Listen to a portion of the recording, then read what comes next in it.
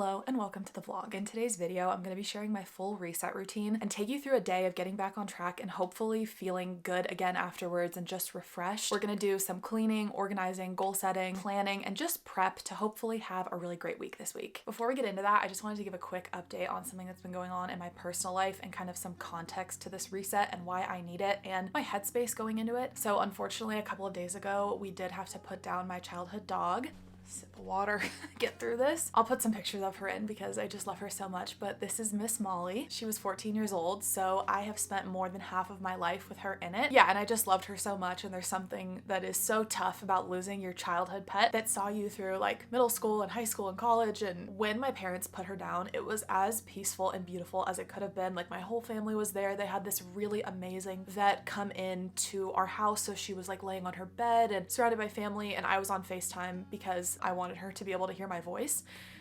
So yeah, that was difficult in the moment, but I was not expecting what happened next. And I'd be curious if anyone else has had this experience, if you have also put down a pet. But that night and the following nights, it would take me hours to fall asleep, which is very unusual for me. And it would just replay in my head the moment that they actually put her down. Because it's very, I don't know, it's like very scary to watch her stop breathing, even though that was definitely like the right thing to do at that time, you know? Anyway, though, I was not expecting it to hit me as hard as it did. I just wanted to chat about that a little bit because I think, you know, grief and loss is something we all experience in different ways, but there's something so different about the loss of a pet. There's just a level of like innocence there. Their love is so pure. And it's also hard because they don't really understand what's going on. So that part adds another layer to it. But man, it's like 10 in the morning and I feel like that's enough crying for today. I would like to get some positive energy going today. We also do have a guest coming to stay with us for a week. So I want the house to be fresh and ready and clean. I also just feel like I've gotten to the point where I really need this even prior to everything that happened this week. I've been so bad about my cleaning routines, planning routines, and goal setting. I don't know if you've seen Clara Purse on TikTok. She started this trend basically where she would clean her house in the time it took to wash and dry her sheets. I'm cheating a little because I did already wash my sheets yesterday, but I have this blanket that I keep on my couch that I like to refresh before we have guests. So that'll take about 2 hours to wash and dry. So we're gonna see what we can do in that time. Let's get into it. And I promise no more crying.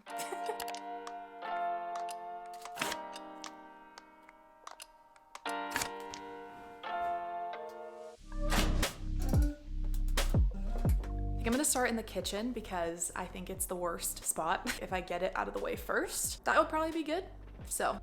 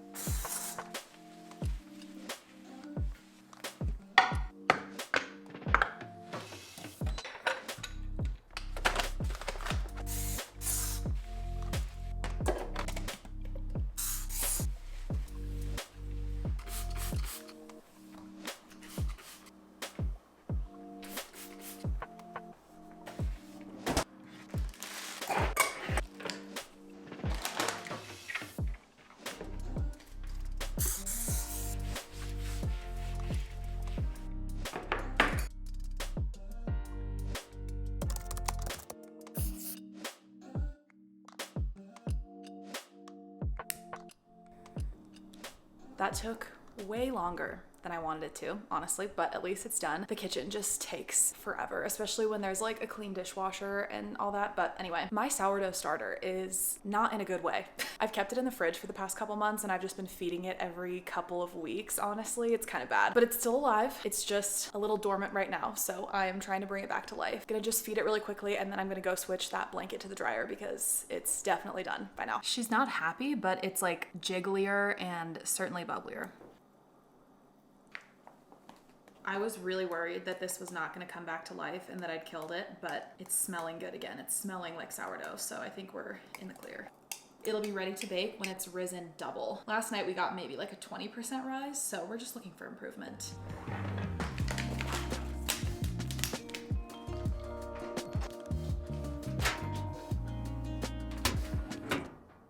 Oh.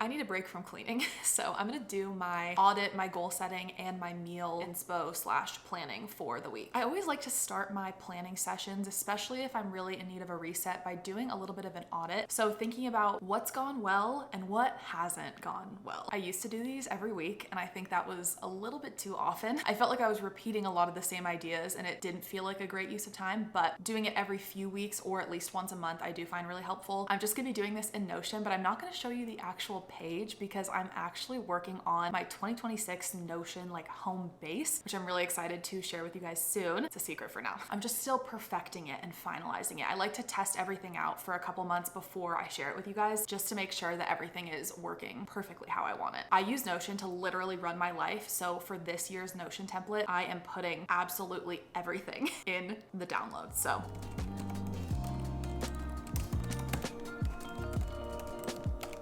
okay, I just finished my audit and I thought it'd be fun to share a little bit. So on the good side of things, the things that went well, I feel like I have been posting pretty consistently on YouTube in the past few weeks, and I feel like I have started to get back into the swing of things with my health and fitness. It's been a little bit of a bumpy road in the first few weeks. Fitness side of things, I'm struggling a little bit to stay consistent. I would say my nutrition's going a bit better. I've been able to stick to my calorie goals most days. Let's get into the what could be improved section. I used to have such a good morning routine, and I feel like I've really lost the plot on that. I'd gotten into the habit of waking up and getting straight out of bed instead of scrolling on my phone, and I wasn't using social media at all until like 4 or 5 p.m., which was amazing because I feel like I was able to be so productive, but that is completely out the window. In the past few weeks, I have been scrolling first thing when I wake up. I want to get out of that habit. I think my screen time is just too high in general. I'm not even kidding. I am afraid to look. I don't want to know. I wanted to share a few of my goals with you, which I'm doing nervously because now I actually have to be held accountable to them because other people know about them besides myself, but it's probably good for me. So in terms of my health and fitness, I am in my back on track fat loss era right now. So I want to keep doing daily calorie tracking, which is my preferred method of fat loss. It just works the best for me. I want to keep tracking my weight every day because I find that really helpful data to just see if I'm making progress and I'm trending in the right direction. I want to start working out 4 times a week consistently. I have been following my Ignite workout program, which I will link up here and down below. It's actually on 20% off sale right now as a part of my Reignite series on my channel, getting back into health and fitness. Particularly if you have a busy schedule and you want to get maximum results in minimal time, that's what the program is designed for. So for $36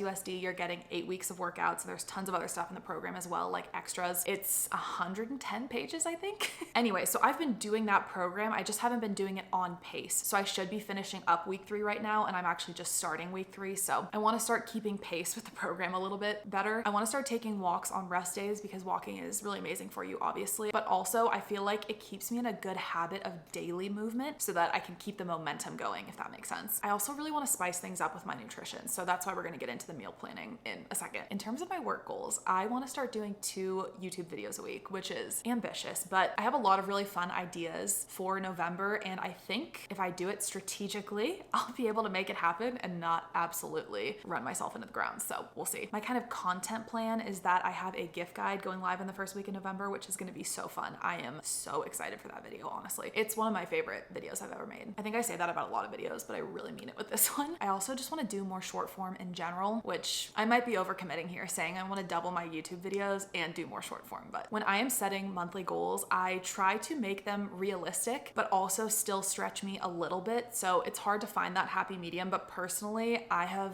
accepted the fact that most of the time I'm not going to hit every single goal. And if I hit most of them, like more than half, that's a win. Yeah, for me, it's just a lot better to have a sense of direction, even if I don't hit every single thing I set out to do. At least I have something to aim for. I'm able to take control of my time. Now on to one of my favorite activities, which is meal inspo scrolling on Pinterest. I'm also planning to film a what I eat in a day as my next video, and I really like to try and share fun recipes with you guys. So it kind of forces me a little bit to think of something more fun and interesting. I have a menu planning Pinterest board where I literally just save meal inspo. So now Pinterest kind of has an idea of what I like. So now I feel like it's it's pretty easy for me to find new fun stuff to try.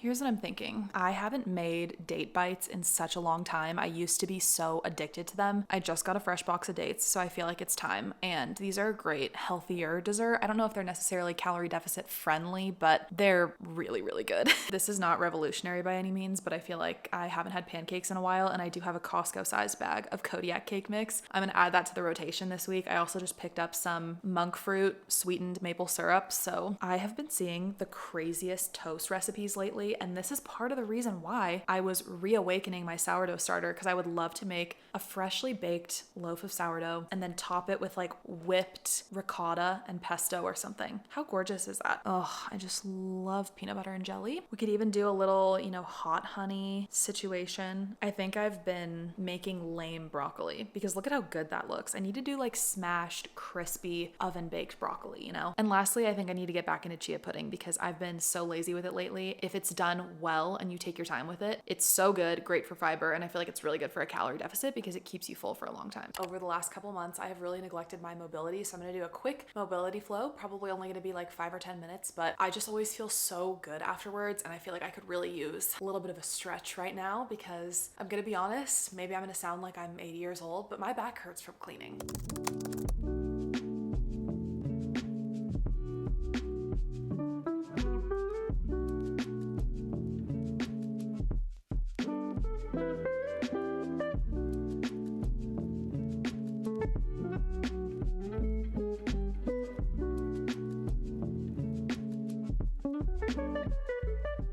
I have smart bulbs in my living room and they're supposed to turn red at night to make it easier to fall asleep and then be normal during the day. And this one does not want to work with me. It wants to be red all the time. So please ignore the Christmas decor that's out right now. I filmed my holiday gift guide a couple of days ago. It's like that awkward time where I probably wouldn't have put Christmas decorations out otherwise, but it's close enough that I don't want to pack them away and then redecorate. I know this is a hotly debated topic about the right time to bring out Christmas decorations, and just know this is not a statement.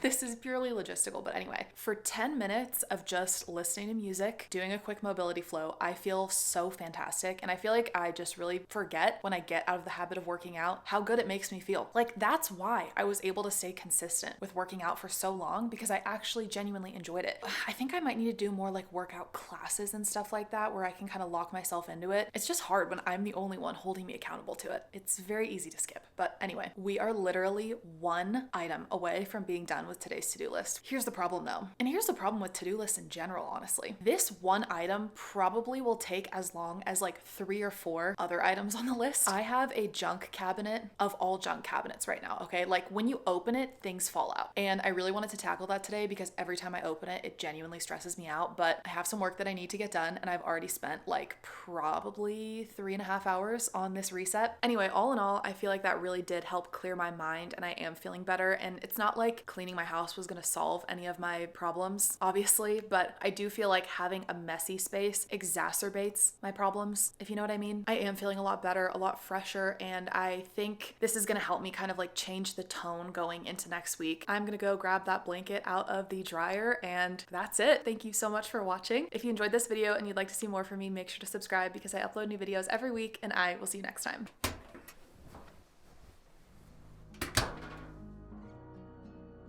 Molly, ready to meet the droid?